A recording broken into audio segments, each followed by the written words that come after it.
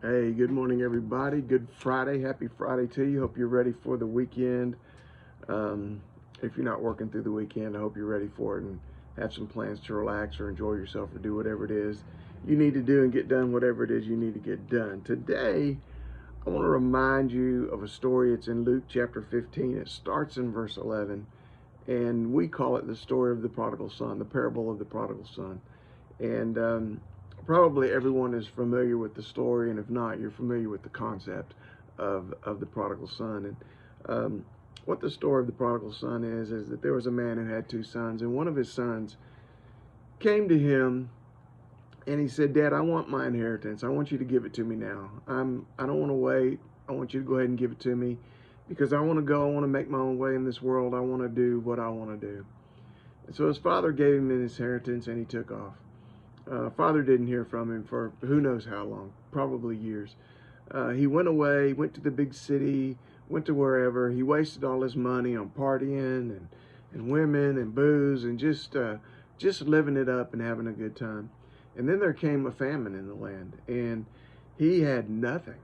And he took a job taking care of pigs. Now, uh, in the one sense, we go, well, our youth minister here has worked on a pig farm, but listen, for a Jewish person in that day and age to work with pigs, pork, something that was unclean, would have been unheard of. So this was truly a difficult time for him. And in fact, he was starving to death. He really was so hungry that he wanted to eat the pig's food, the parable says. And then in verse 17, it says that he came to himself. What it means when he came to himself is it means that he really was able to put things in perspective. He was really able to see life the way that it really was. He was really able to see what he had and what he had turned his back on and what he ran away from. So it says, when he came to himself, he said, "How many of my father's hired servants have bread enough to spare, and I am dying of hunger?" He said, "I had it made on the ranch. I had it made. My dad's servants lived better than I'm living right now." And so what he does is he says to himself, he says, I'm just going to go back home. Um, I'm going to tell my father I'm sorry. I'm going to tell him I don't deserve to be his son. He doesn't have to treat me like a son. But if he'll just take me back as a servant, if he'll just take me back as a hired hand, I'll be happy with that. Of course, when he came back, the father was ecstatic. His son was home. He told everybody to prepare and to get ready for a great big party. And he said, the reason is this my son was dead, but he's alive again. He was lost and he's found. And they began to be merry. So the father was ecstatic. He had a big party. My son was lost, but now he's found. He was dead, but now he's alive. So let's have a party.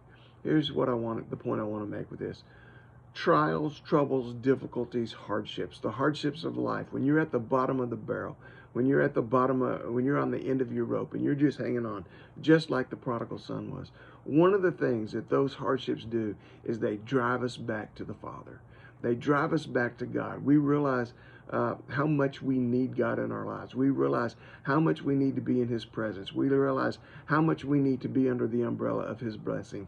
And we're able to see things, put life into perspective, and see things the way we need to, so that we can remember and understand how much we need to bring ourselves back to the Lord. So if you're at the end of your rope today, if you're at a difficult time today, if you feel like you're at the bottom of the barrel, just maybe, it's time for you to return and to go back to the Father.